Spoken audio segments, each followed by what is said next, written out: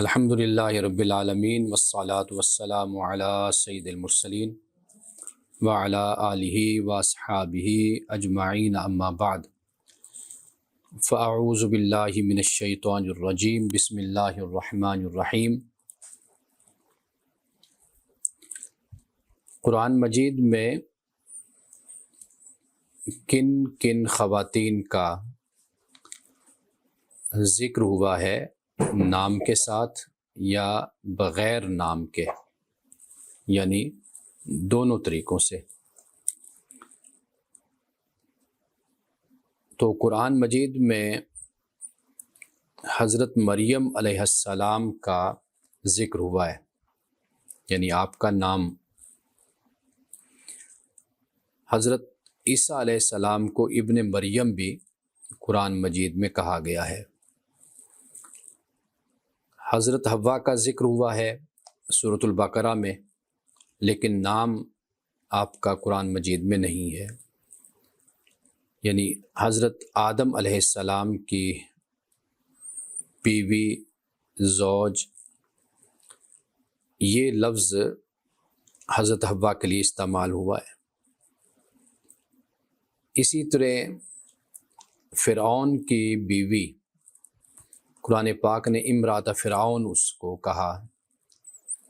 ہمیں قرآن مجید میں فرعون کی بیوی یعنی آسیہ کا نام ہمیں قرآن مجید میں نہیں ملتا، لیکن روایات میں آتا ہے، تو آسیہ کہنے میں بھی کوئی حرج نہیں ہے، اس لیے کہ نام سے کوئی اختلاف نہیں ہو سکتا، کیونکہ اس کے مقابل ہمارے پاس کوئی سکہ روایت موجود نہیں ہے کہ جس کی بنیاد پر ہم یہ کہہ سکیں کہ یہ نام نہیں ہے۔ اور پھر دوسری بات یہ ہے کہ اگر نام دے بھی دیا جائے تو اس سے کوئی اسلام کی جو بنیاد ہے یا اسلام کے کسی نظریے یا اسلام کے کسی عقیدے کی مخالفت بھی نہیں ہوتی۔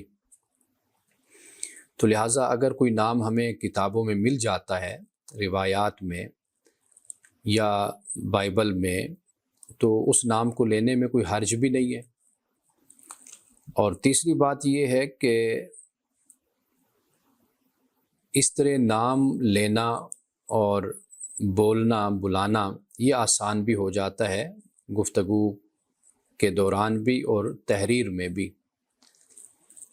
تو لہٰذا جیسے اب حضرت موسیٰ علیہ السلام کے ساتھ جو صاحب سفر میں تھے، جنہیں روایات میں خضر کہا جاتا ہے، حضرت خضر علیہ السلام، اب وہ جو خضر ہے وہ قرآن مجید میں تو نام نہیں ہے بیان، لیکن اگر ہم بولتے ہیں تو آسانی ہو جاتی ہے کہ بات انسان بیان کر سکتا ہے کہ حضرت موسیٰ علیہ السلام اور خضر کا سفر یا ملاقات یا قصہ۔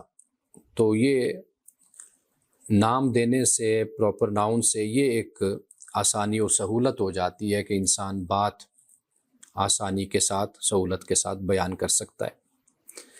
تو لہٰذا اگر حضرت آسیہ، فرعون کی بیوی کا نام آسیہ بھی ہم بولیں تو اس میں کوئی حرج نہیں ہے۔ قرآن مجید میں حضرت ابراہیم علیہ السلام کی دونوں بیویوں کا ذکر ہے، لیکن نام موجود نہیں ہے، یعنی حضرت ہاجرہ اور حضرت سارہ۔ اور اسی طرح حضرت موسیٰ علیہ السلام کی والدہ اور آپ کی بہن، ان کا ذکر بھی قرآن مجید میں ہے، لیکن نام ان کا نہیں لیا گیا۔ اور اسی طرح حضرت نوح علیہ السلام اور حضرت لوط علیہ السلام کی بیویاں کہ جنہوں نے خیانت کی، یعنی ایمان نہیں لائی تھی اور جاسوسی کرتی تھیں، تو یہ جو حضرت نوح اور حضرت لوط علیہ السلام کی بیویاں ہیں، قرآن مجید نے ان کا نام بھی نہیں لیا، لیکن ان کے کریکٹر کو قرآن پاک نے ڈسکس کیا ہے۔ اس میں جو ایک میسیج اور ایک پیغام ہے، یعنی بین السطور میں، وہ میسیج، وہ پیغام یہ ہے کہ قرآن مجید مقصد کو بیان کرتا ہے۔ یعنی یہاں پر جو مقصدیت ہے وہ یہ ہے کہ اصل کریکٹر اور کردار وہ ہمارے سامنے رکھا جائے، انسانوں کے سامنے بیان کیا جائے کہ ان خواتین کا کریکٹر اور کردار کیا تھا، یعنی یہ کس کردار کی مالکہ تھی۔ یہ بنیادی چیز ہے کہ جس سے ہمیں روشنی مل سکتی ہے، ہمیں ہدایت مل سکتی ہے۔ ہمارے سامنے جو کریکٹر، کردار، اخلاق، تقوی، پرہیزگاری، عبادت، یہ ہمارے سامنے آئے گی کہ ہم ان اچھے لوگوں کو ہم فالو کریں، اور جو بد کردار لوگ ہیں، بے ایمان لوگ ہیں، ایمان نہیں لائے، ہم ان کو فالو نہ کریں اور ان کی پیروی نہ کریں۔ قرآن مجید کا اصل مقصود یہی ہے، اس لیے قرآن مجید جزئیات میں نہیں جاتا، یعنی جیسے اب نام ہیں، نام لیے جائیں تو قرآن مجید ناموں کو نہیں بیان کر رہا، مقصد کی بات جو ہے وہ بیان کرتا ہے، اور جہاں پہ اگر کوئی نام ضروری ہے تو نام بھی لے لیتا ہے۔ اور اسی طرح ایک اور نام بھی یہاں پہ میں ذکر کرتا چلوں، وہ زلیخا کا ہے۔ حضرت یوسف علیہ السلام، یعنی صورت یوسف میں آپ کا ذکر ہے تو وہاں پر ایک خاتون کا ذکر آتا ہے کہ جس نے حضرت یوسف علیہ السلام کو اپنی طرف متوجہ کرنے کی کوشش کی تھی۔ اب روایات میں اس خاتون کا نام بھی زلیخا آتا ہے، لوگ زلیخا کہتے ہیں، وہ بھی ٹھیک ہے، لیکن اصل جو تلفظ ہے وہ زلیخا ہے۔ اسی طرح حضرت خضر ہے، خضر نہیں ہے، لیکن اردو میں چونکہ آسانی اس میں ہے، خضر میں تو لوگ خضر کہہ لیتے ہیں۔ تو زلیخا کا نام موجود نہیں ہے، لیکن ایک خاتون ہے۔ واضح بات ہے کہ اگر کوئی بات بیان کرنا چاہے گا تو زلیخا کہنے میں آسانی ہو جاتی ہے کہ ایک کریکٹر آپ متعین اور اس کو جسے مشخص کہتے ہیں آپ وہ کر لیں گے، اور دوسرے تک میسیج اور بات پہنچانے میں بھی آسانی ہو جاتی ہے۔ تو یہ اس بنیاد پر یہ چند لوگ ہیں کہ جن کا ذکر قرآن پاک نے، یہ چند خواتین ہیں جن کا ذکر قرآن پاک نے کیا ہے۔ اب حضرت مریم کا ہم ذکر شروع کرتے ہیں۔ سب سے پہلی بات، جیسے میں نے آپ کو بتایا کہ قرآن مجید میں تو ہمیں نام نہیں ملتے، اور قرآن مجید میں حضرت مریم کے والد کا نام، یعنی جو عمران، یہ نام ہمیں ملتا ہے، یعنی یہ سورۃ آل عمران میں ہم پڑھیں گے، لیکن باقی جگہوں پر کچھ اور نام بیان کیا جاتا ہے حضرت مریم کے والد کا، اور والدہ کا نام غالباً حنطہ بنت فاقود، اس کو تبری نے اور ابن کثیر نے اس کو بیان کیا ہے، اور یہ بھی قرآن مجید میں نہیں ہے۔ حضرت مریم کے حوالے سے دو باتیں یہاں پر میں بیان کرتا چلوں، جس کو قرآن پاک نے تو بیان نہیں کیا، لیکن یہ بعد میں پھر لوگوں میں آپس میں لوگوں نے اختلاف کیا، اور جو تاریخی باتیں ہیں ان میں پھر الجھے رہے۔ ایک تو یہ کہ کیا حضرت مریم نے بعد میں شادی کی یا نہیں کی، یعنی حضرت مسیح علیہ السلام کی پیدائش جو معجزانہ طور پر ہے، یہود کے ہاں تو خیر یہ بھی نہیں ہے، اور وہ ایک انہوں نے نام گھڑا یوسف نجار کہ جس سے حضرت مریم نے شادی کی تھی، پھر حضرت مسیح علیہ السلام پیدا ہوئے۔ تو لیکن ہمیں یہی معلوم ہوتا ہے قرآن مجید سے کہ حضرت مریم علیہ السلام نے شادی نہیں کی تھی، اور حضرت مسیح علیہ السلام کی جو پیدائش ہے وہ معجزانہ پیدائش ہے۔ اور ایک تو یہ بات کہ بعد میں شادی کی نہیں کی، اس میں خود اختلاف ہے، جو علماء مسیحیت ہیں ان میں بھی اختلاف ہے، اور پھر چونکہ حضرت مسیح علیہ السلام کے جو بہن بھائی کے الفاظ بھی آتے ہیں تو پھر اس سے مراد کیا ہے، تو اسلام کا جو نقطہ نظر ہے اس حوالے سے وہ یہ ہے کہ حضرت مریم نے شادی نہیں کی، یعنی یہ جو موقف ہے اس کو قبول کیا ہے حضرت مسیح علیہ السلام کی پیدائش کے بعد۔ اور دوسرا جو مسئلہ ہے جو بعد میں ڈسکس ہوا وہ یہ ہے کہ حضرت مریم کو کیا آسمانوں کی طرف اٹھا لیا گیا تھا؟ یعنی آپ کے بارے میں بھی یہ بات بیان کی جاتی ہے۔ کیتھولک کا جو عقیدہ ہے وہ یہی ہے کہ حضرت مریم کو اٹھا لیا گیا، لیکن پروٹسٹنٹ کا جو عقیدہ ہے ان کے نزدیک یہ ہے کہ آپ کی وفات ہوئی تھی اور 51 سال کی عمر میں آپ وفات پا گئی تھی، اور حضرت عیسیٰ علیہ السلام نے آپ کے غسل کا، کفن کا اور تدفین کا آپ کا انتظام کیا تھا۔ یہ جو مسائل ہیں یہ بعد میں پھر پیدا ہوئے اور آپس میں اختلافات ہوئے، جبکہ اللہ کی کتابیں ان مسائل پہ خاموش ہوتی ہیں، ان کا ذکر نہیں ہوتا، اور جو بات مقصد کی ہے، جو عظمت کی بات ہے، پیغمبر کی فضیلت اور انفرادیت کی بات ہے یا ان کی والدہ کی، قرآن پاک اس کو بیان کرتا ہے۔ اب یہ جو مقام ہے یہ سورۃ التحریم ہے، اور اس کی آیت نمبر بالکل آخری آیت ہے۔ اس میں یہ فرمایا کہ وہ مریم ابنۃ عمران التی احسنت فرجہا فنفخنا فیہ من روحنا وصدقت بکلمات ربہا وکتبہ وکانت من القانتین۔ یعنی مریم یہ کون ہے؟ یہ عمران کی بیٹی ہے کہ جس نے اپنی عصمت کی حفاظت کی، اپنے فرج کی، یعنی موڈیسٹی کی حفاظت کی۔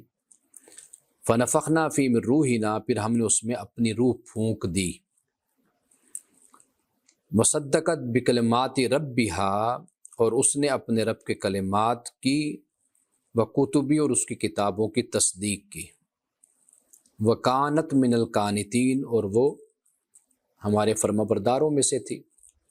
یہاں پر قانت کا لفظ ہے، یعنی اس سے مراد اللہ سبحانہ و تعالیٰ کی اطاعت اور اللہ کی فرمانبرداری ہے۔ اب اس کے بعد یہ ایک اور مقام ہے، بالکل یہی الفاظ ایک اور مقام پر بھی بیان کیے گئے ہیں۔ یہ سورۃ الانبیاء ہے، سورۃ الانبیاء کی آیت نمبر ہے 21۔ اور حضرت مریم کا چونکہ سورۃ مریم میں ذکر بڑی تفصیل کے ساتھ آیا ہے، تو یہاں پر سورۃ الانبیاء کی آیت نمبر 91 میں یہ اللہ پاک فرماتا ہے کہ واللتی احسنت فرجہا فنفخنا فیہا من روحنا وجعلنا وابنہا آیۃ للعالمین، کہ اور وہ خاتون یعنی مریم جس نے اپنے ناموس کی، اپنی عصمت کی، اپنی چیسٹیٹی کی حفاظت کی، اور فنفخنا فیہا من روحنا، تو ہم نے اس کے اندر اپنی روح کو پھونک دیا، اور اس کو اور اس کے بیٹے کو دنیا والوں کے لیے ایک نشانی ہم نے بنا دیا۔ اب یہ جو قرآن پاک یہاں پہ بار بار یہ فرماتا ہے نا کہ احسنت فرجہا، کہ اس نے اپنی ناموس کی اور اپنی عصمت کی حفاظت کی، یہ در حقیقت اسی الزام کا جواب ہے کہ جب یہودیوں نے کہا کہ بھئی یہ کہاں سے بچہ آ گیا تمہارے پاس، تو تمہاری ماں تو ایسے کردار کی مالک نہیں تھی، تو یہ قرآن پاک نے بیان کیا کہ یہ حضرت عیسیٰ علیہ السلام کی جو پیدائش ہے یہ ہمارا معجزہ ہے، ہماری آیت ہے، ہماری نشانی ہے کہ ہم نے حضرت مسیح علیہ السلام کو بن باپ کے پیدا کیا۔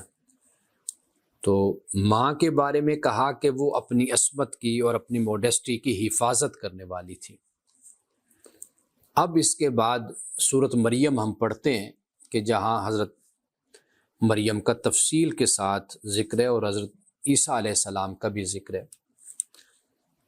فرمایا وَاذْكُرْ فِي الْكِتَابِ مریم، کتاب میں مریم کا ذکر کرو، اذ انتبذت من اہلہا مکانا شرقیہ، کہ جب کہ وہ اپنے لوگوں سے الگ ہو کر شرقی مکان میں چلی گئی۔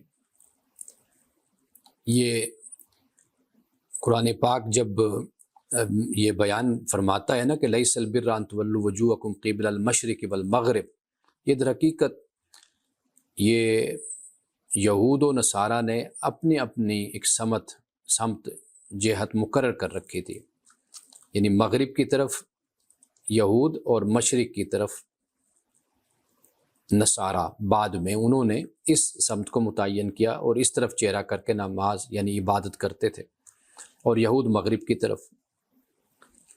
تو یہ کیوں مشرق کی طرف کرتے تھے؟ یہ وہ مقام ہے، یہ وہ حجرہ ہے، یہ وہ جگہ ہے کہ قرآن پاک نے بیان کیا کہ الگ ہو کر شرقی مکان میں چلی گئی،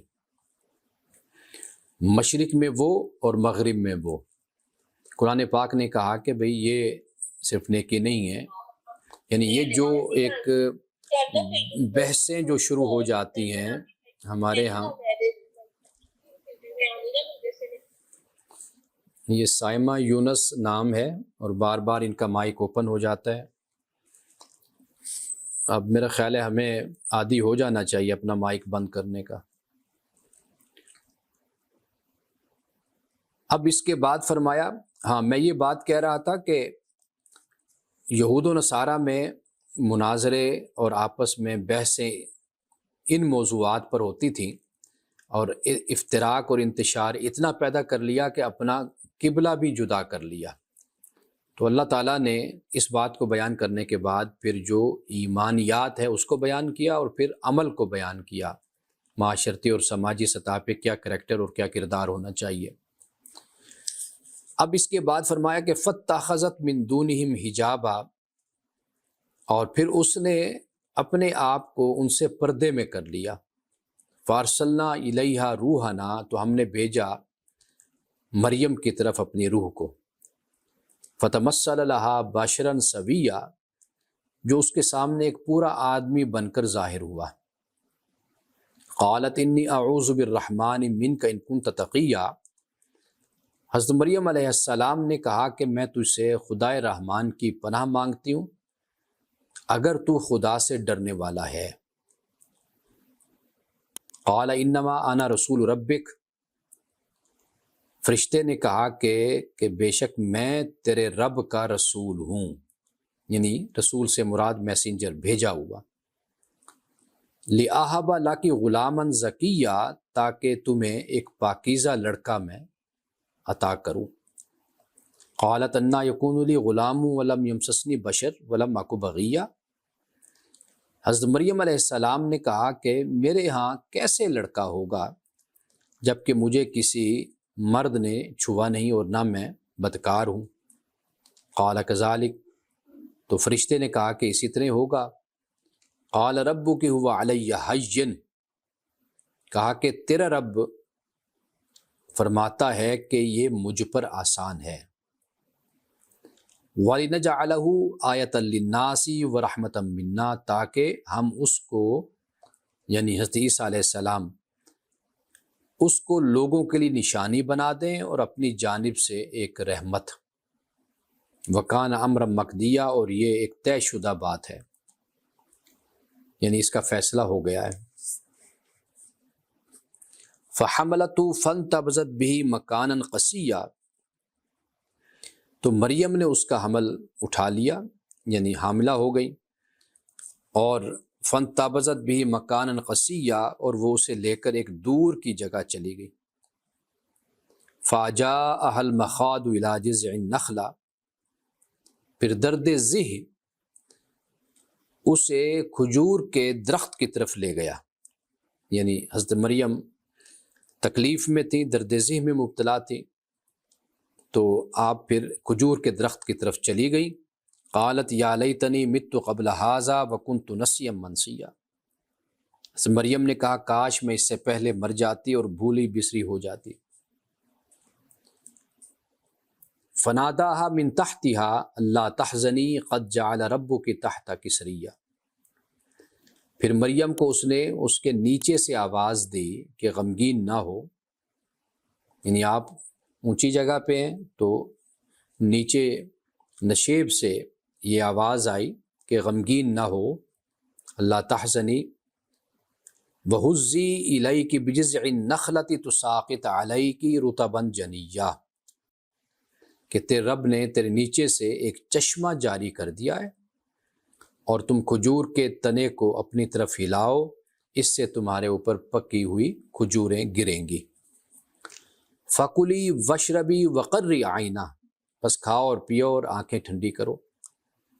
فَإِمَّا تَرَيِنَّ مِنَ الْبَشَرِ أَحَدًا، پھر اگر تم کوئی آدمی دیکھو تو اس سے کہہ دو فقولی کہہ دو انی نذرت للرحمن صوما کہ میں نے رحمان کا روزہ مان رکھا ہے، نظر مانی روزے کی، فلن اکلم الیوم انسیا تو آج میں کسی انسان سے بات نہیں کروں گی، کلام نہیں کروں گی۔ اب اس کے بعد فاتت بھی قومہا تحمل تو اسے اٹھائے ہوئے حضرت مریم اپنی قوم کے پاس آئیں۔ قالوا یا مریم، انہوں نے کہا اے مریم لقد جئت شیئا فریا کہ تو نے بڑا طوفان کر ڈالا ہے، یعنی یہ بڑا ایک مسئلہ پیدا کر دیا۔ یا اخت ہارون، اے ہارون کی بہن، ما کان ابوک امرأ سوء وما کانت امک بغیہ، نہ تمہارا باپ کوئی برا آدمی تھا اور نہ تمہاری ماں بدکار تھی۔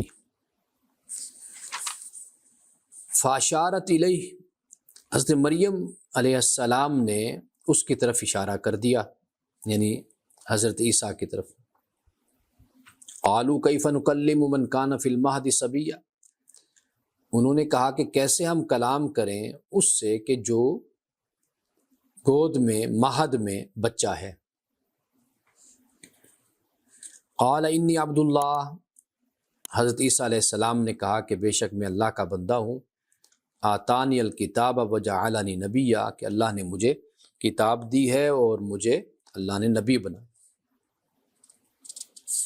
وجعلنی مبارکا اینما کنت واوصانی بالصلاۃ والزکاۃ ما دمت حیا وبرا بوالدتی ولم یجعلنی جبارا شقیا، اور میں جہاں کہیں بھی ہوں اس نے مجھے برکت والا بنایا ہے۔ وَأَوْصَانِي بِالصَّلَاةِ، اور اس نے مجھے نماز کی اور زکوٰۃ کی اس نے مجھے تاکید کی اللہ نے، مَا دُمْتُ حَيًّا، جب تک میں زندہ رہوں۔ وَبَرًّا بِوَالِدَتِي، اور مجھ کو میری ماں کا خدمت گزار بنایا ہے اللہ نے۔ وَلَمْ يَجْعَلْنِي جَبَّارًا شَقِيًّا، اور مجھے سرکش بدبخت نہیں بنایا۔ والسلام علی یوم ولدت ویوم اموت ویوم ابعث حیا، اور مجھ پر سلامتی ہے کہ جس دن میں پیدا ہوا اور جس دن میں مروں گا اور جس دن میں زندہ کر کے اٹھایا جاؤں گا۔ ذالک عیسی ابن مریم، یہ عیسیٰ ابن مریم ہے۔ قول الحق الذی فی یمترون، سچی بات کہ جس میں لوگ جھگڑ رہے۔ ما کان للہ ان یتخذ من ولد، اللہ کہ یہ شان نہیں ہے کہ وہ اولاد بنائے، سبحانہ وہ پاک ہے۔ اذا قضا امرا، جب وہ فیصلہ کر لیتا ہے تو فانما یقول له کن فیکون، تو وہ کہتا ہے ہو جا تو وہ ہو جاتا ہے۔ وان اللہ ربی وربکم فاعبدوہ ھذا صراط مستقیم، اور بے شک اللہ میرا رب اور تمہارا رب ہے تو تم اسی کی عبادت کرو۔ ھذا صراط مستقیم، یہی سیدھا راستہ ہے۔ اب یہ سارا واقعہ یہاں پر حضرت مریم علیہ السلام کا بیان کیا گیا کہ حضرت مسیح کی پیدائش ہوتی ہے، اور پھر اس کے بعد آپ اپنی قوم کی طرف آتی ہیں۔ اب میں نے ایک موقع پر اس بات کو بیان کیا تھا کہ قرآن مجید ایک واقعے کو بیان کرتا ہے، لیکن ایسا نہیں ہوتا کہ اس سے پہلے جو واقعہ ہو اس کے ساتھ زمانے کے لحاظ سے بھی ان میں اشتراک ہو یا ایک ہی زمانہ ہو۔ ممکن ہے کہ وہ زمانہ مختلف ہو۔ صدیوں اور سالوں کے زمانے کو قرآن پاک جب بیان کرتا ہے تو وہ بیان کرنے کا انداز ایسا محسوس کئی دفعہ انجان بندے کو ہوتا ہے کہ یہ شاید قریب قریب کا زمانہ ہے۔ ممکن ہے کہ حضرت مریم علیہ السلام حضرت عیسیٰ کو لے کر آئی ہوں، یعنی کہ جب حضرت عیسیٰ علیہ السلام نوجوان اور جوان تھے، کہ جب آپ کو نبوت مل گئی، کتاب دی گئی، اور آپ کی جو گفتگو اور جو آپ کا کلام ہے کہ جس کو قرآن پاک نے بھی بیان کیا، وہ بہت ہی متاثر کن تھا۔ یعنی آپ جب گفتگو کرتے تھے تو وہ سننے والے کہتے تھے کہ ایسے لگتا ہے کہ اس کی زبان پہ خدا بول رہا ہے، اتنی مؤثر گفتگو، اور وہ ہمیں انجیل میں مختلف مقامات پر آپ کی گفتگو کے نمونے ہمیں ملتے ہیں۔ تو اب یہاں پر جو بات ہے وہ یہ ہے کہ ان کا کہنا ہے کہ قالوا کیف نکلم، کہ ہم کیسے بات کریں، کہ جو مہد میں ہے یا چھوٹا ہے، بچہ ہے۔ یہ نہیں کہا کہ بھئی یہ بچہ کیسے ہم سے بات کرے گا، یہ تو خود ابھی پنگوڑے میں ہے، چھوٹا ہے، ابھی گود میں ہے۔ تو یہ مقام اس طرف بھی اشارہ کرتے ہیں کہ حضرت عیسیٰ علیہ السلام کے ساتھ جب حضرت مریم آئیں تو اس وقت وہ اس عمر میں تھے کہ جب اللہ نے ان کو نبوت اور کتاب ان کو عطا کی تھی۔ اور اب آپ یہ دیکھیے کہ آپ ان کے سامنے اعلان کرتے ہیں کہ انی عبداللہ، کہ بے شک میں اللہ کا بندہ ہوں، مجھے اللہ نے کتاب دی ہے اور اللہ نے مجھے نبی بنایا ہے۔ اور جہاں تک پنگوڑے کی بات ہے تو یہ کم عمری کی طرف اشارہ ہوتا ہے کہ جیسے کہہ دیا جاتا ہے کہ بھئی یہ تو ابھی چھوٹا بچہ ہے، دودھ پیتا بچہ ہے، ہم اس سے کیا گفتگو کریں، کیا اس سے ہم کلام کریں اور کیا اس سے ہم بات کریں۔ تو یہ دوسرے کی طرف اشارہ بعض اوقات تحقیر کے انداز میں بھی ہوتا ہے، یا جو اپنے ماحول میں اور اپنے ساتھ پلا بڑا ہو، بچپن جس کا ہم نے دیکھا ہو، لڑکپن دیکھا ہو، یا جس کے ساتھ وقت گزارا ہو، تو وہاں پر بھی اس طرح کا معاملہ ہوتا ہے۔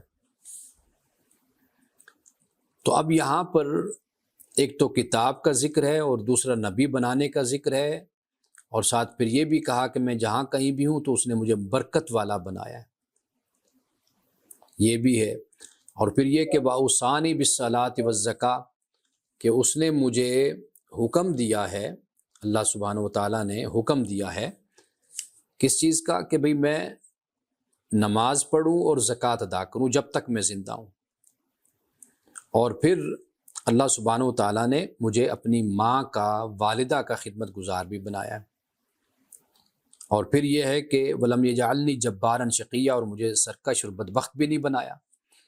تو ان مقامات کو ذرا اس انداز سے بھی سمجھا اور پڑھا جا سکتا ہے کہ بھئی حضرت عیسیٰ علیہ السلام اس انداز سے اور اس اسلوب میں آپ گفتگو فرما رہے ہیں، تو اس کی وجہ اور اس کا سبب کیا ہے۔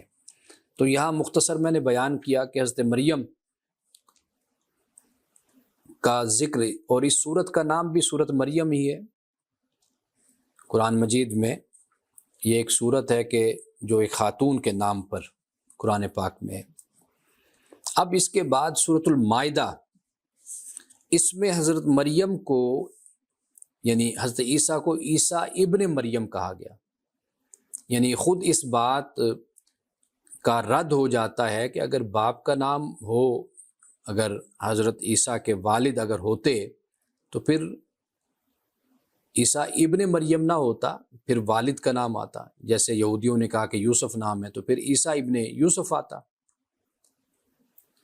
تو اس سے یہ معلوم ہوتا ہے کہ حضرت مسیح علیہ السلام کی جو پیدائش ہے وہ معجزانہ آپ کی پیدائش ہے۔ اب یہاں سے ہم پڑھتے ہیں، کچھ مزید مسائل بھی واضح ہو جائیں گے۔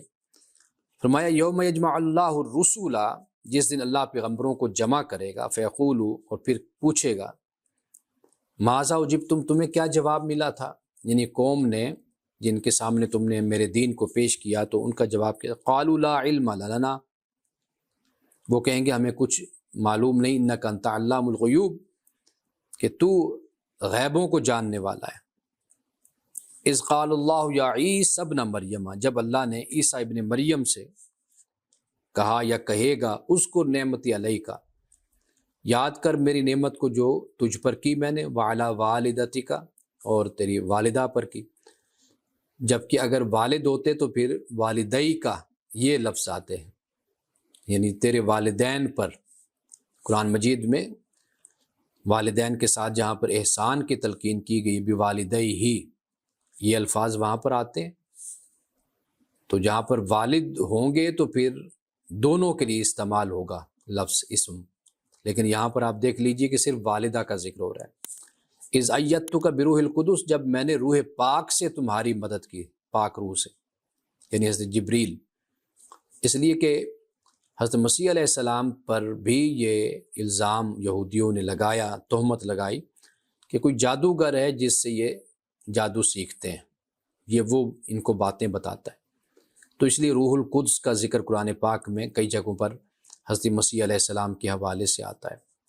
تکلم الناس فی المہد و کہلا، کہ تم لوگوں سے کلام کرتے تھے مہد میں اور کہل میں، بڑی عمر میں۔ اب یہاں پر بڑی عمر اس لیے بتا دیا گیا کہ حضرت مسیح علیہ السلام نے بڑی عمر پائی ہے، یعنی کوئی یہ نہ خیال کرے کہ آپ جوانی میں ہی چلے گئے تھے، بلکہ آپ نے بڑی عمر پائی ہے۔ وَإِذْ عَلَّمْتُكَ الْكِتَابَ وَالْحِكْمَةَ وَالتَّوْرَاةَ وَالْإِنْجِيلَ، اور جب میں نے تمہیں کتاب اور حکمت اور تورات اور انجیل سکھائی، یعنی اس کی تعلیم دی۔ وَإِذْ تَخْلُقُ مِنَ الطِّينِ كَهْيَةِ الطَّيْرِ، اب حضرت مسیح علیہ السلام کے معجزوں کا ذکر ہے کہ جب تم مٹی سے پرندہ جیسی صورت میرے حکم سے بناتے تھے اور پھر اس میں تم پھونک مارتے تھے تو وہ میرے حکم سے پرندہ بن جاتی تھی۔ فَتَنفُخُ فِيهَا فَتَكُونُ طَيْرًا بِإِذْنِي وَتُبْرِئُ الْأَكْمَحَ وَالْأَبْرَصَ بِإِذْنِي، اور تم اندھے اور جذامی کو میرے حکم سے اچھا کر دیتے تھے۔ اب یہ جو بار بار آ رہا ہے نا کہ اذنی میرے حکم سے، بِإِذْنِی میرے حکم سے، یہ اس لیے آیا ہے کہ معجزہ بھی اگر پیغمبر کے ہاتھ پہ ظاہر ہوتا ہے تو وہ خدا کے حکم سے ہوتا ہے، خدا کے اذن سے ہوتا ہے۔ یہ نہیں ہوتا کہ پیغمبر کوئی تقاضا کرے اور پیغمبر اسی وقت دکھا دے، اور یہ معاملہ نہیں ہے، بلکہ اگر پیغمبر کے ہاتھ پر کوئی معجزہ ظاہر بھی ہوگا تو وہ خدا کے اذن سے ہوگا، خدا کے حکم سے ہوگا۔ تو لہٰذا معجزہ خدا ہی کی طرف سے ہوتا ہے۔ وَإِذْ كَفَفْتُ بَنِي إِسْرَائِيلَ عَنْكَ إِذْ جِئْتَهُمْ بِالْبَيِّنَاتِ، اور جب وَإِذْ تُخْرِجُ الْمَوْتَى بِإِذْنِی، اور جب تم مردوں کو میرے حکم سے نکال کھڑا کرتے تھے، یعنی کھڑا کر دیتے تھے۔ وَإِذْ كَفَفْتُ بَنِي إِسْرَائِيلَ عَنْكَ إِذْ جِئْتَهُمْ بِالْبَيِّنَاتِ، اور جب میں نے بنی اسرائیل کو تم سے روکا جب کہ تم ان کے پاس کھلی نشانیاں لے کر آئے۔ تو ان کے جو منکر تھے انہوں نے کہا یہ تو بس ایک کھلا ہوا ان ھذا الا سحر مبین، کہ یہ تو ایک کھلا ہوا جادو ہے۔ یہ وہی بات ہے جو میں نے ابھی آپ سے کہی کہ پیغمبران خدا کی طرف یہ ظالم لوگ کہ جو خود جادوگر ہوتے تھے، جادو کرتے تھے اور جادو میں ہی ان کی زندگی گزرتی تھی، اور اس پر میں نے سورۃ البقرہ کی آیت نمبر جب پڑھی تھی ہم نے جادو کے حوالے سے، تو وہاں پر میں نے آپ کو بتایا تھا کہ کس طرح قوم یہود اس میں غلطاں تھی، گم تھی اس میں قوم یہود، اور پھر حضرت سلیمان علیہ السلام کی طرف بھی اس کی نسبت کر دی، اور ہمارے وہ نقش سلیمانی بھی بدقسمتی سے یہاں ملتا ہے۔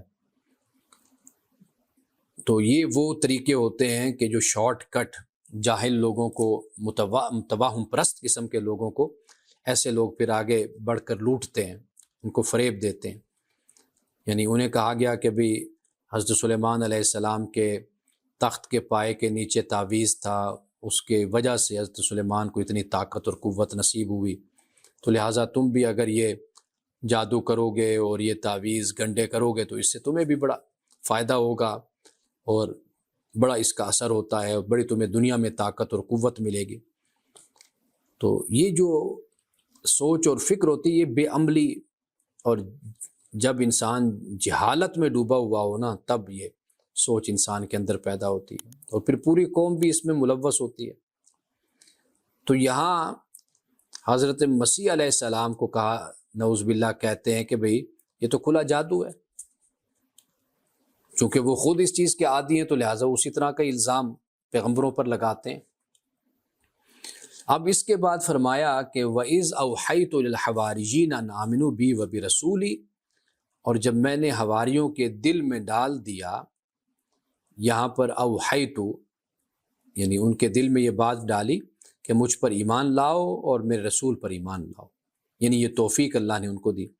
قالوا آمنا، انہوں نے کہا کہ ہم ایمان لائے، وشہد بأننا مسلمون، اور تو گواہ ہو جا کہ ہم فرمانبردار ہیں، مسلم ہیں۔ اذ قال الحواریون، جب حواریوں نے کہا اے عیسیٰ ابن مریم، هل يستطيع ربك ان ينزل علينا مائدة من السماء، کیا تمہارا رب یہ کر سکتا ہے کہ ہم پر آسمان سے ایک خوان اتارے؟ قال اتقوا اللہ ان کنتم مؤمنین، کہا اللہ سے ڈرو اگر تم ایمان والے ہو۔ اب وہ چاہتے تھے کہ یہ دسترخوان جو ہے وہ یہ زمین پر اترے، لیکن اللہ نے فرمایا کہ اگر تم پھر انکار کرو گے نا، کیونکہ پھر تو ایک دلیل اور ایک ثبوت زمین پر اتر جائے گا، تو جب اترے گا تو پھر ایمان لازم اور ضروری ہو جائے گا، ورنہ پھر تم پر تباہی آئے گی۔ یہ جو پردہ پڑا رہتا ہے یہ در حقیقت آزمائش کا پردہ ہوتا ہے، امتحان کا، کہ ہم اپنی زندگی میں اللہ کے حکم کے مطابق زندگی بسر کرتے ہیں یا نہیں کرتے، اللہ کے احکام کو مانتے ہیں یا نہیں مانتے۔ یہ ایک پردہ ہے، کل قیامت کے دن یہ پردہ اٹھے گا موت کے بعد۔ تو لہٰذا جب انہوں نے یہ تقاضا کیا، انہوں نے کہا کہ نرید، ہم چاہتے ہیں ناکل منہا، کہ اس میں سے کھائیں، وتطمئن قلوبنا، اور ہمارے دل مطمئن ہو، ونعلم ان قد صدقتنا، اور ہم جان لیں کہ تو نے ہم سے سچ کہا، ونکون علیہا من الشاہدین، اور ہم اس پر گواہی دینے والے بن جائیں۔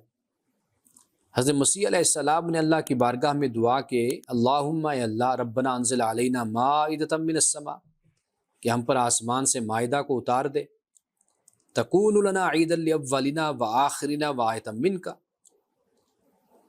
اور جو ہمارے لیے ایک عید بن جائے، ہمارے اگلوں کے لیے اور ہمارے پچھلوں کے لیے، اور تیری طرف سے ایک نشانی بن جائے، وارزقنا وانت خیر الرازقین، اور ہمیں عطا کر، تو ہی بہترین عطا کرنے والا ہے۔ تو جو رزق کا لفظ ہے یہ بھی حکمت کے لیے، خیر کے لیے استعمال ہوتا ہے۔ حضرت مریم علیہ السلام جب اپنے حجرے میں تشریف فرما ہوتی تھی تو وہاں پر جو رزق اترتا تھا وہ رزق قرآن پاک میں استعمال ہوتا ہے، علم کے لیے، حکمت کے لیے، دانائی کے لیے۔ اب اس کے بعد فرمایا قال اللہ انی منزلها علیکم، اللہ نے فرمایا میں یہ خان ضرور تم پر اتاروں گا، مائدہ اتاروں گا، پھر اس کے بعد تم میں سے جو شخص منکر ہوگا اس کو میں ایسی سزا دوں گا جو دنیا میں کسی کو نہ دی ہوگی۔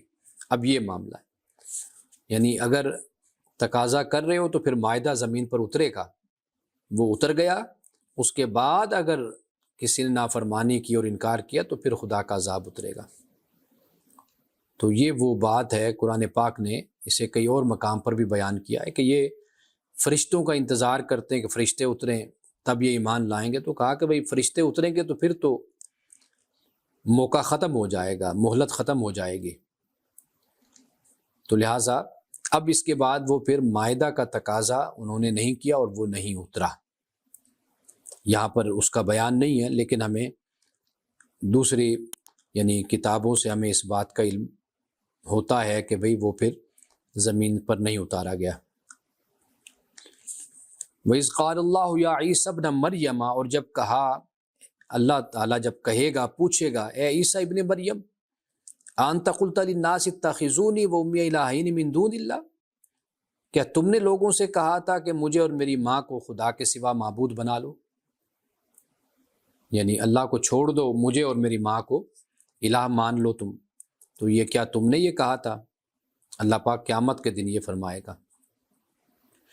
یعنی یہ جو معجزات لوگ دیکھتے ہیں، پھر اس کے بعد معجزات کا تو مقصد یہ ہوتا ہے کہ بھئی اللہ کے دین کی طرف آ جاؤ، اللہ کے کلام کی طرف آؤ اور مانو، ایمان لاؤ۔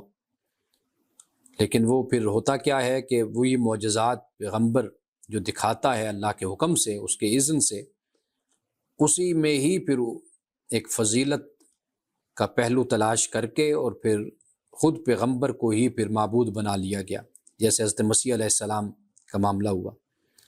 تو اس لیے قرآن پاک میں جگہ جگہ پیغمبران خدا کو عبد کہا گیا، بندہ، بشر بھی کہا گیا، عبد بھی کہا گیا، اور حنیف بھی کہا گیا، مسلم کہا گیا، مومن کہا گیا، تاکہ یہ بات ذہن میں رہنی چاہیے کہ وہ اللہ کے پیغمبر تھے، اللہ کے نبی اور رسول تھے، بڑا مقام اور مرتبہ تھا ان کا، لیکن اللہ نے ان کو بشر بنا کر زمین پر اس لیے بھیجا تاکہ بشر جو ہے انسان، اس کی اصلاح ہو اور وہ ان تعلیمات پر عمل کرے۔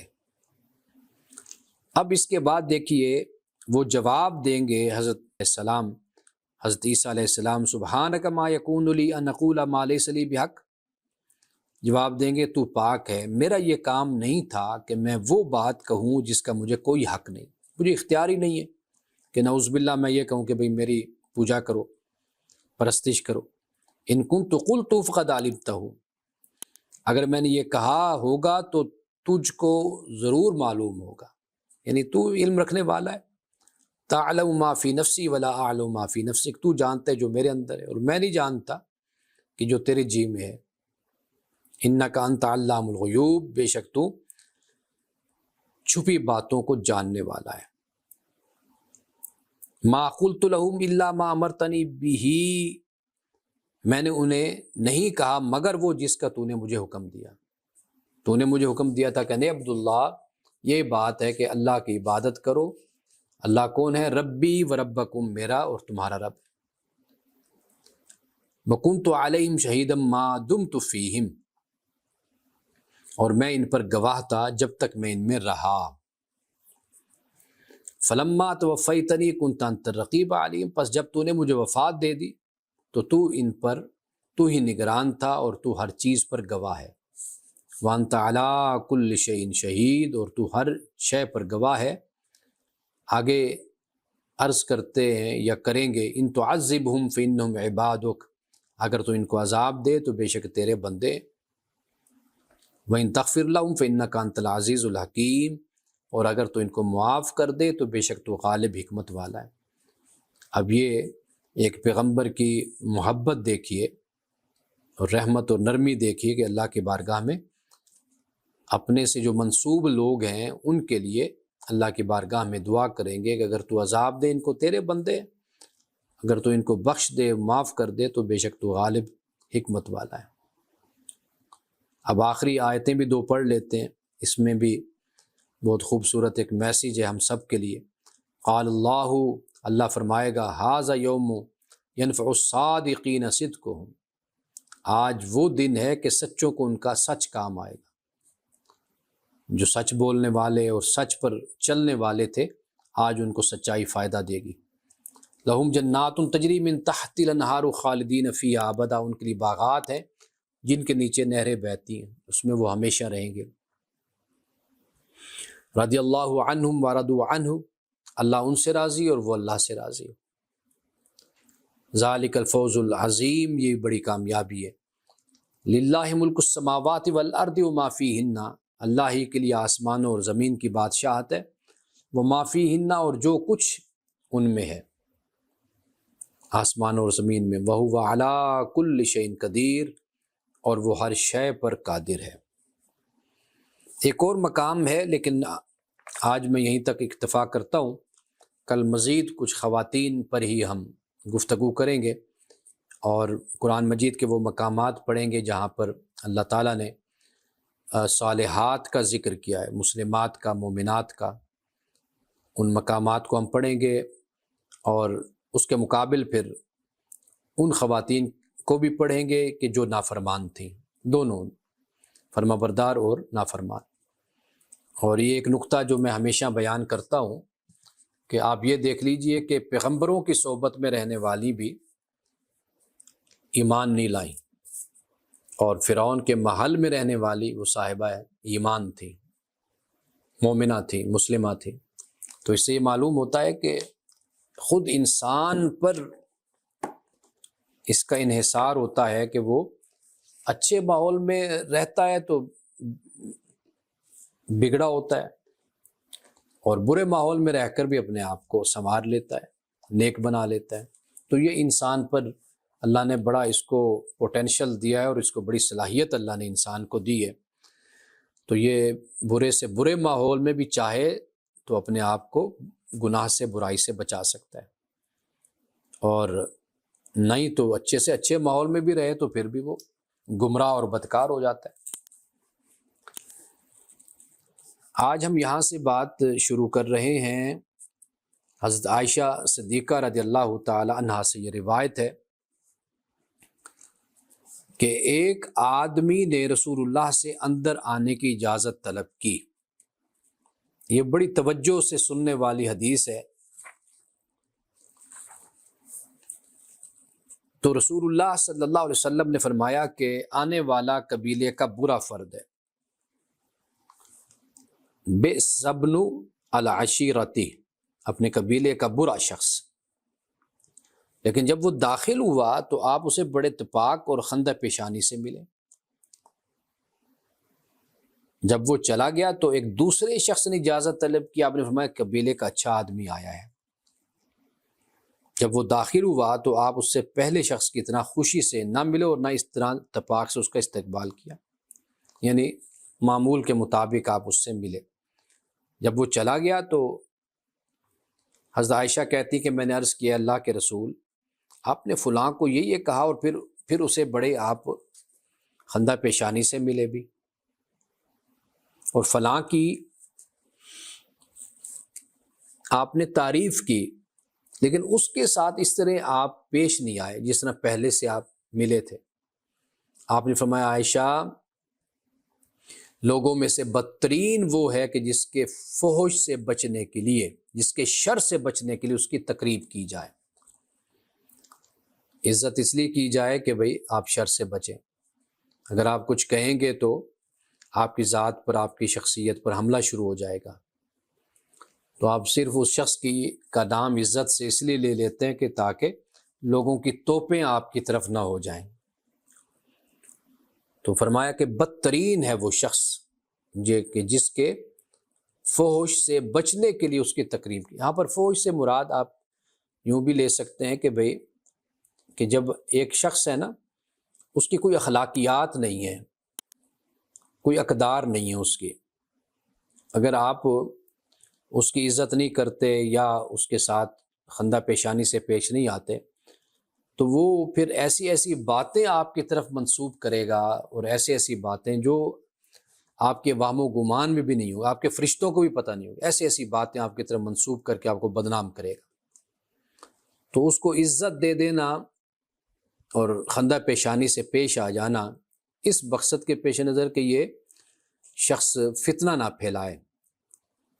تو یہاں ہمیں یہ اس کی تعلیم ملتی ہے کہ رسول اللہ صلی اللہ علیہ وسلم نے پہلے اس کے بارے میں بتا دیا کہ یہ اپنے قبیلے کا برا انسان ہے، اس لیے آپ اسے اتفاق سے پرتفاق انداز میں اسے ملے، خندہ پیشانی سے ملے۔ اور جو دوسرا شخص آیا وہ ٹھیک تھا، اچھا انسان تھا، نہ اس کو کوئی طلب تھی کہ بھئی کہ مجھے کوئی عزت دے یا کوئی میرے لیے کھڑا ہو یا مجھے بڑا ہی کوئی پروٹوکول دے، اس کو اس چیز کی طلب بھی نہیں تھی، اچھا انسان تھا۔ اور نہ اس سے یہ خطرہ تھا کہ بھئی اگر کوئی اس کی تھوڑا سا کوئی خندہ پیشانی میں کوئی ادب احترام میں استقبال میں کوئی کمی کی گئی تو یہ باہر جا کر ڈھنڈورا پیٹے گا، ڈھول پیٹے گا، تو اس کا بھی ڈر نہیں تھا، تو لہٰذا اس سے تو معمول کے مطابق ملے۔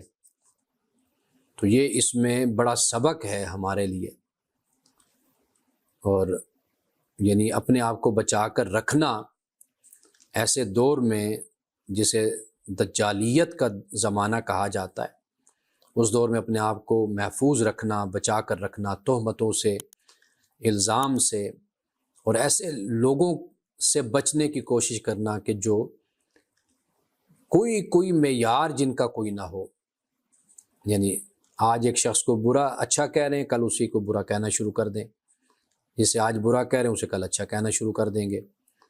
تو جب ایسے لوگوں کا کوئی معیار نہ ہو، ایسے معاشرے میں ایسے لوگوں میں رہنا ہو یا ایسے لوگوں سے واسطہ پڑے، تو پھر بہتر طریقہ یہ ہے کہ اپنے آپ کو بچا کر رکھا جائے ایسے لوگوں سے۔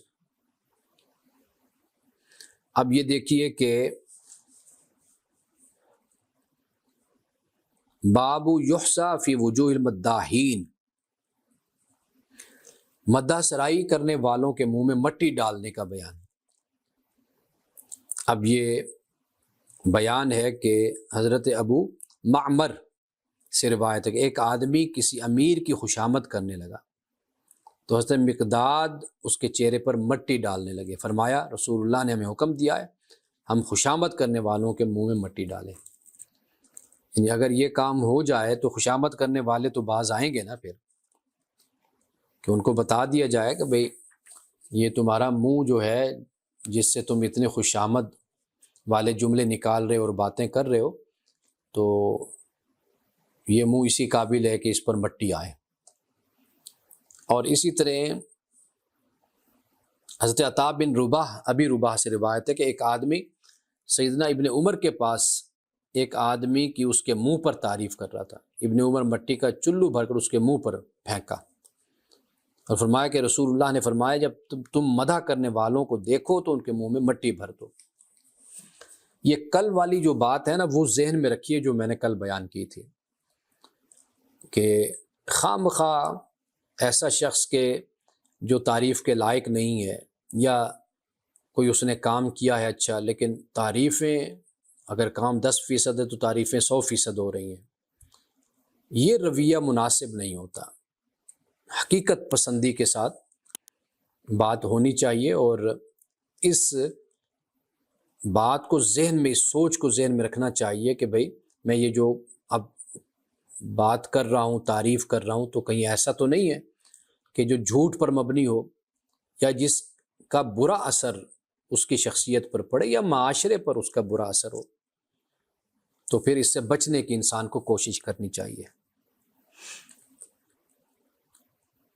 یہ حضرت رجا سے روایت ہے کہ کہتے ہیں کہ میں ایک دن محجن اسلمی کے ساتھ اہل بصرہ کی مسجد میں آیا تو وہاں ایک دروازے پر سیدنا بریدہ اسلمی تشریف فرما تھے، یعنی صحابی۔ رجا کہتے ہیں کہ مسجد میں ایک آدمی تھا جسے سکبہ کہا جاتا تھا، جو بہت لمبی نماز پڑھتا تھا۔ جب ہم مسجد کے دروازے پر پہنچے تو حضرت بریدہ چادر اوڑھے تشریف فرما تھے اور ان کے مزاج میں مزاح اور دل لگی تھی، یعنی حضرت بریدہ اسلمی کے مزاج میں شگفتگی تھی، مذاق کرتے تھے۔ چنانچہ انہوں نے کہا اے محجن، کیا تم سکبہ کی طرح نماز پڑھو گے؟ یہ سن کر حضرت محجن نے کوئی جواب نہ دیا اور واپس آ گئے۔ پھر حضرت محجن نے فرمایا کہ ایک دفعہ رسول اللہ صلی اللہ علیہ وسلم نے میرا ہاتھ پکڑے، یعنی لمبی نمازیں پڑھنے کے بارے میں، یعنی یہ کہا۔ اب دیکھیے کہ ایک دفعہ رسول اللہ نے میرا ہاتھ پکڑا اور ہم چلتے رہے یہاں تک کہ احد پہاڑ پر چڑھ گئے۔ وہاں سے آپ کو مدینہ طیبہ نظر آیا تو آپ نے اس کی طرف رخ کر کے فرمایا اس بستی کا برا حال ہوگا جب اس کے رہنے والے اسے اس وقت چھوڑ دیں گے جب یہ خوب آباد ہوگی۔ اس کے پاس دجال آئے گا، وہ اس کے ہر دروازے پر ایک فرشتہ پائے گا، لہٰذا دجال اس میں داخل نہ ہوگا۔ اس کے بعد آپ پہاڑ سے اتر آئے یہاں تک کہ جب ہم مسجد میں آ گئے تو آپ نے ایک شخص کو دیکھا، وہ نماز پڑھ رہا ہے اور رکوع سجدہ بھی کر رہا ہے، یعنی احد کے پہاڑ سے اتر کر پھر مسجد میں آ گئے۔ تو رسول اللہ نے مجھ سے فرمایا یہ کون ہے؟ میں خوب بڑھا چڑھا کر اس کی تعریف کرنے لگا۔ میں نے کہا اللہ کے رسول یہ فلاں ہے فلاں ہے۔ آپ نے فرمایا ٹھہر جاؤ، اس کو نہ سناؤ ورنہ اسے ہلاک کر دو گے۔ اس کے بعد آپ چلتے رہے یہاں تک کہ حجروں کے پاس پہنچے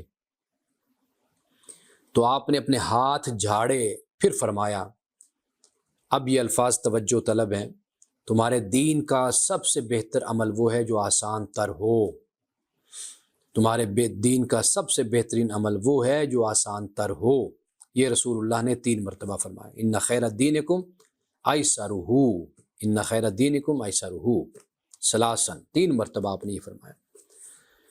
یعنی اب لمبی نمازیں ادھر جو حضرت محجن بیان کر رہے ہیں کہ حضرت بریدہ نے یہ جو جن کی طبیعت میں مزاح تھا، انہوں نے مزاح کے انداز میں، دل لگی کے انداز میں کہا کہ محجن کیا تم اس کی طرح لمبی نماز سکبہ کی طرح پڑھو گے؟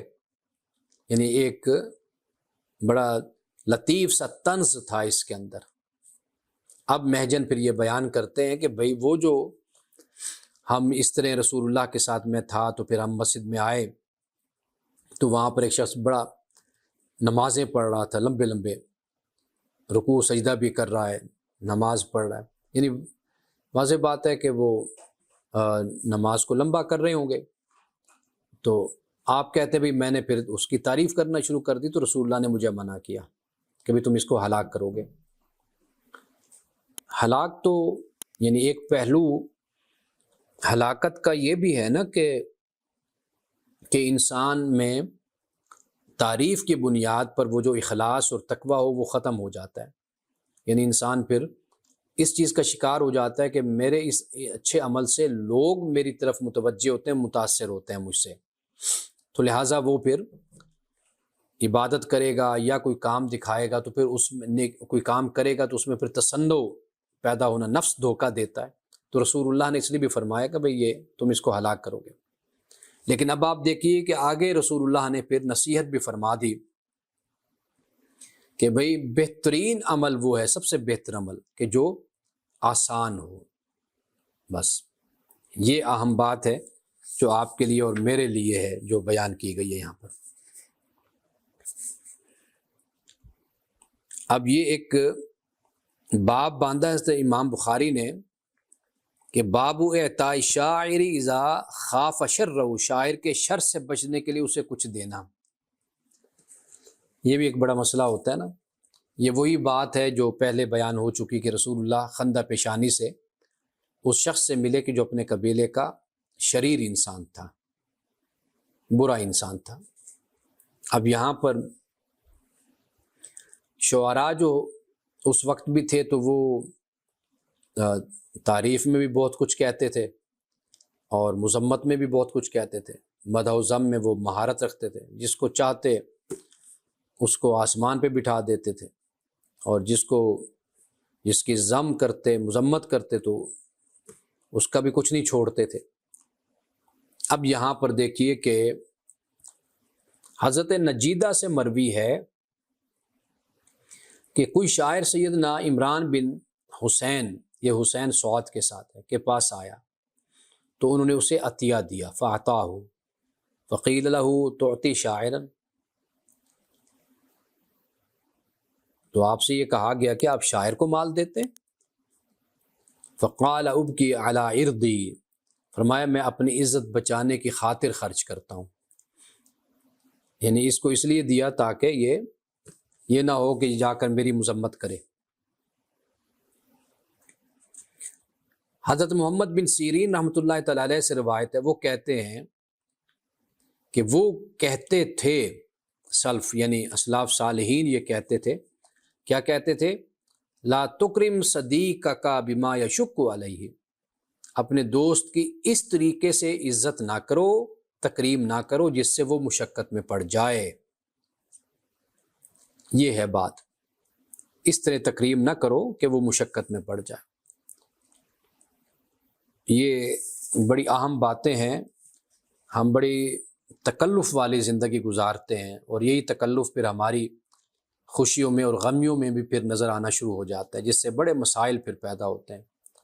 یعنی اپنی ہمت سے بڑھ کر خرچ کرنا، فضول خرچی کرنا ان مواقع پر، یہ سب کچھ کیا ہوتا ہے؟ یہ صرف وہی اپنی عزت ناک اور اپنی تکریم اور دوسروں کی بھی تکریم اور عزت، یہ ہمارے ہاں بڑے مسائل کھڑے ہو گئے ہیں، جس کی وجہ سے جو ایک حقیقی زندگی ہے اور یعنی آرٹیفیشل لائف نہ ہو، مصنوعی زندگی کا ہم زیادہ شکار ہو گئے اور حقیقی زندگی سے ہم دور ہو گئے۔ اب یہاں سے انشاءاللہ کل ہم یہ باب ہے، باب الزیارت، ایک دوسرے کی زیارت کرنے کا بیان، یعنی عیادت کے لیے جانا یا کوئی فوت ہو گیا تعزیت کرنا یا ملاقات کے لیے جانا، تو یہاں سے انشاءاللہ تعالی ہم کل بات کریں گے۔ بارک اللہ لنا ولکم فی القرآن العظیم ونفعنا وإیاکم بالآیات والذکر الحکیم، صدق اللہ العظیم۔